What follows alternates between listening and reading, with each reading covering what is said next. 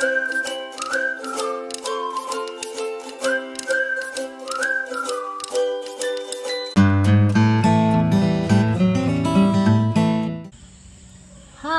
we will now learn about multiplying fractions. So, the past weeks, we studied how to add and subtract fractions.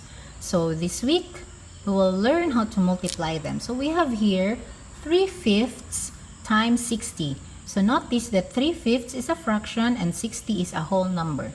So, as mentioned in the earlier lessons, a whole number, when you want it to be a fraction, you just put the denominator 1. But since this is multiplication, you don't need to. So there will be a shortcut, let's say. So 5 and 60 are both can be divided or divisible by 5. So we just cancel them. So 5 divided by 5 equals 1. So just need to cancel 5. And then 60 divided by 5 is 12. So we just crush it out, put 12. So 3 times 12 equals, now if you don't know the answer, you just multiply it, 12 times 3. So that's 6 and that's 3. The answer now is 36. Okay, it's easy, right? Okay, so we have our second example, a whole number multiplied by a mixed number. So this can be written interchangeably. That is, the mixed number is written first and it is multiplied by a whole number. So it's fine. Now, the first thing that we will do is we will change this mixed number into an improper fraction, wherein the numerator should be greater than the denominator. So let's copy the whole number, 4 times, and then 3 times 2 equals 6 plus 1 equals 7. Over, copy the denominator, 3. So just multiply. 4 times 7 equals 28. Over 3. So actually, this is already the answer.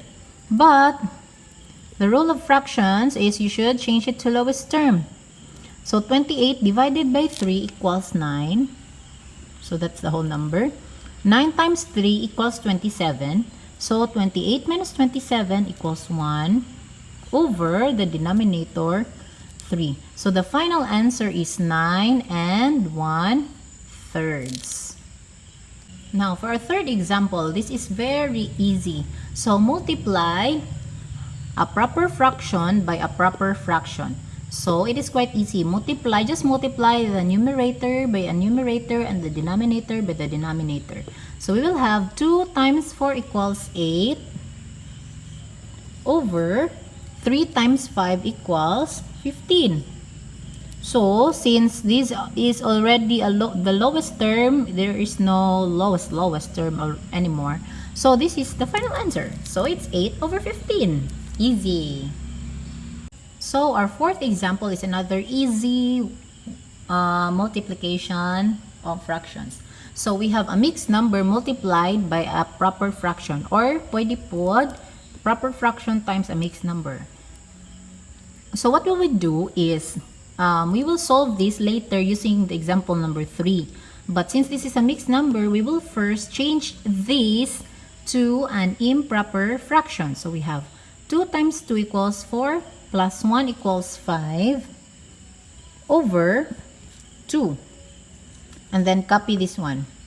Times 3/4. So just multiply the numerator and denominator.